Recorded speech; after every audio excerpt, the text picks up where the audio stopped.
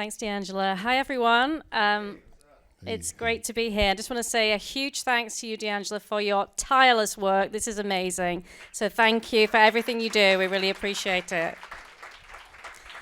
So this paper then emerges from long-standing collaborative research, which emerged in 2017 when Mike and I hosted the world's first solely dedicated conference addressing the life and legacy of Prince, where Des was our keynote.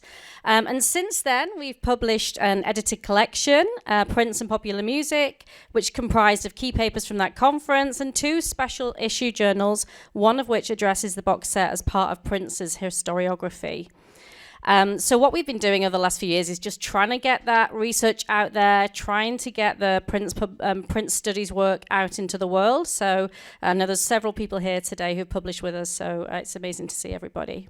So this presentation then, and this paper extends that work by addressing the 1999 Super Deluxe Edition, released in 2019, in the context of the original 1982 double album release, and in relation to established archival reissue norms. So this presentation really examines the visual representation and the audio compilation, reviewing several decisions related to the repetition, the inclusion, or exclusion of Prince's recorded work from this era. So over to you, Mike.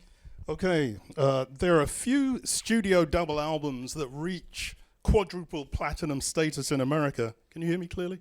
Yes. Okay, brilliant. And ironically, Prince arrived at this sales certification plateau with 1999 in 1999. As Dwayne Tudall has noted, at the time of the album's release, Prince hadn't fully tipped the scale from cult performer to mainstream success. There's certainly scope for a thorough psychological study on the ways in which 1999 represented and expanded the dimensions of Prince's evolving creative personae, and how those aspects were manifested in his protege projects on the so-called Triple Threat Tour. But that's material for some other presentation. Sales figures only help to explain a fragment of the 1982 record's historical significance, but it remains Prince's second best-selling album after the 13 times platinum Purple Rain. 1999's commercial prominence undoubtedly influenced the estate's decision to undertake the record's extensive reissue treatment, making it the 5th in the Warner Records series of archival volumes in 2019, accompanying a roughly parallel series of releases issued by Sony. A central concern of this presentation focused on the 5 CD and 1 DVD package is whether the 1999 album successfully translates into a box set with relevant material that sufficiently enhances the listener's experience and understanding of the original work. As noted in a recently published discussion of Prince's Sign of the Times Super Deluxe Edition, the box set operates as a key cultural signifier of the value of an artist, genre, or era. Typically, a contemporary box set of this nature consists of a remastered and or remixed version of the album, coupled with demos, alternative versions, remixes, other previously unreleased recordings, and live performances from the era in which the record was made.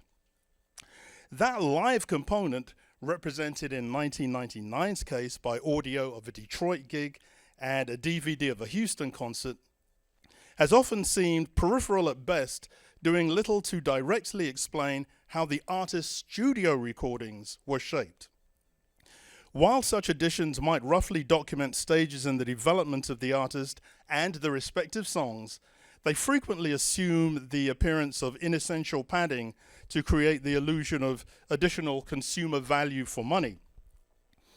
Aside from this consideration, the extensive exclusive content of box sets can literally rewrite the history of a release, as newly revealed recordings alter the assumed narrative established by the original record.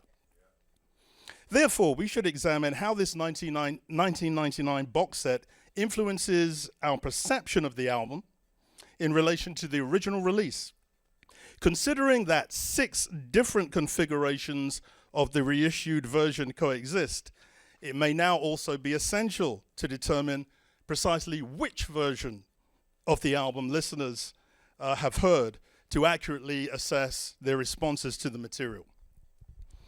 Is there a point at which too many archival recordings are included in such a compilation? For hardcore fans of either Prince or other major artists, the answer is usually there's no such thing. But you knew that.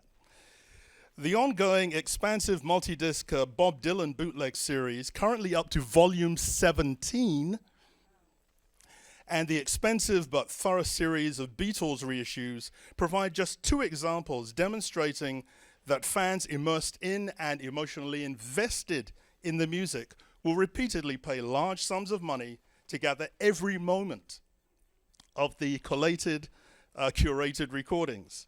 And I know that that applies to many of you. The Prince estate will already have considered a variety of archival strategies, and perhaps they need to cater more specifically to the niche audience that wants all of the recorded takes of a given song or unreleased versions of an album.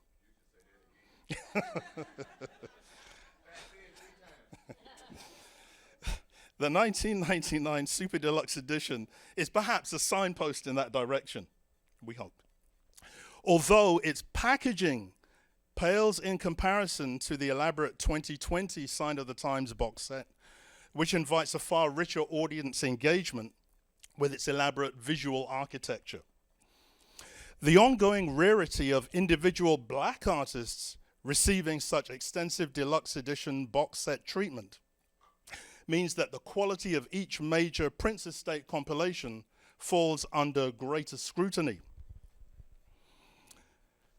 Few reviews of the 1999 box set have commented on the variable sonic quality, with some rather dense opaque demos among the Vault Tracks discs, seemingly centered on flat mid-range frequencies and lacking those on the higher end of the spectrum. Bearing in mind the limitations of pre-digital recording technologies in the very early 1980s, the aural inconsistencies can only be overlooked by hardcore Prince fanatics concerned with sonic aesthetics and those more focused on retrieving any of the artist's rare or previously unreleased material. In an interview prior to the 1999 Super Deluxe Edition's release, official archivist Michael Howe referred to the rough cassette mixes and re-recorded tape reels from which some items were derived, and stated that the raw quality of the selected Vault tracks is certainly evident. Despite Howe's observation that Bernie Grundman, the original album's mastering engineer, was also employed for the box set, the experience that he refers to as being much more satisfying sonically is not so easily detectable. And now we're back to Des Dickerson. Prince guitarist Des Dickerson has noted that his solo on the album's top 10 hit single Little Red Corvette was actually a combination of multiple takes. But the expansive 1999 Super Deluxe Edition essentially reiterates that record's well-known contents without exploring any of the alternative possibilities arising from the reported 4 or 5 takes from which the solo was collated. The inclusion of 3 alternative edits on the box set's second disc sheds no further light on the mythical guitar content, even though the collection includes 4 studio versions of Little Red Corvette overall, along with 2 live recordings. There may be both practical and ethical reasons for this, but audiences have now become accustomed to witnessing the revelation of such source material from which the final creative decisions are made. And considering that 2 discs of Vault tracks are included, it would certainly have been useful if we go back to the previous slide. If we can get there, yes, brilliant. Yeah, we're coming back to the drum machine in a minute. It would have been useful and informative to learn more directly from the recording engineers involved, beyond the occasional mediated references in Dwayne Tudor's highly digestible track-by-track commentaries. There are probably plans for additional books exploring the production processes behind such key albums, but there's a tangible vacancy where this type of technical informational detail is concerned. While the 1999 double album marked Prince's first extensive use of the LM1 drum machine that he debuted on the 1981 Controversy album, the liner notes appear to de-emphasize this point. Other acts such as the Human League, later of course produced in 1986 by Prince proteges Jimmy Jam and Terry Lewis, who, no Jerry Lewis there. I know we've been talking about humor a lot today, but that's not part of it. Who, in their work with the Human League, employed the successor Lindrum. Acts like Human League had already charted major hits using the LM1 by the time that 1999 was released. But Prince's album more pointedly applied retuning of the machine's standard tones to create more distinctive percussive soundscapes, imprinting that unit's effect on the era's popular music. This would seem to be an era ripe for focused discussion in the liner notes, but unfortunately, this never occurs. The LM1 is, after all, one of the most important boxes contributing to the existence of the 1999 box set so many years later. Okay, the can of worms. It's sometimes considered controversial to question Prince's thinking regarding album concepts and their associated audio-visual execution. However, it's worth pondering, just work with me here, whether 1999 should have been a single album rather than a double LP set when it was originally released, and consequently, whether the Super Deluxe Edition fully merits its 4 discs of studio material, which some critics suggest covers much of the same stylistic approach and sonic territory. Fortunately, the reissued albums in multiple configurations provide audiences with options to explore as much of Prince in this era as suits their taste, though the most devoted fans will inevitably gravitate towards the 5 CD or 10 LP versions containing 76 tracks. So in its original incarnation, then 1999 was the first of Prince's album covers not to include his own image, instead opting for a series of cryptic illustrations, as we all know, embedded within the drawn title lettering.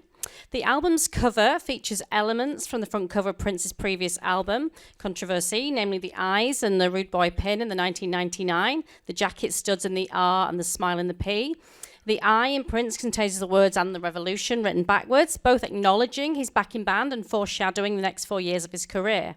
The cover image has been long debated in terms of its origins and its meaning, and has become, of course, iconic in Prince's visual body of work. While the original album's iconic visual identity remains intact, the Super Deluxe Edition's reflective silver backdrop really separates it from its vinyl predecessor, but the absence of any external visible track listing, despite the undoubted logistical challenges, almost kind of feels a bit unsatisfactory and a kind of an odd omission. I think with further reference to what else is missing from the box set, it's kind of curious that the music videos made in connection with 1999 weren't included and upgraded to provide a more complete historical document. We aren't the only ones who've said that. There's been that kind of criticism of that as well, generally. It was 1999 that put Prince in front of a wider audience, as we know, with massive radio airplay, and it was 1999 that spawned Prince's first music videos that were widely screened. What had been primarily promotional clips, something even the Beatles were undertaking in the 1960s, were now known as music videos and were becoming popular thanks to MTV, as we know. And however, MTV now notoriously wasn't playing music videos from black artists.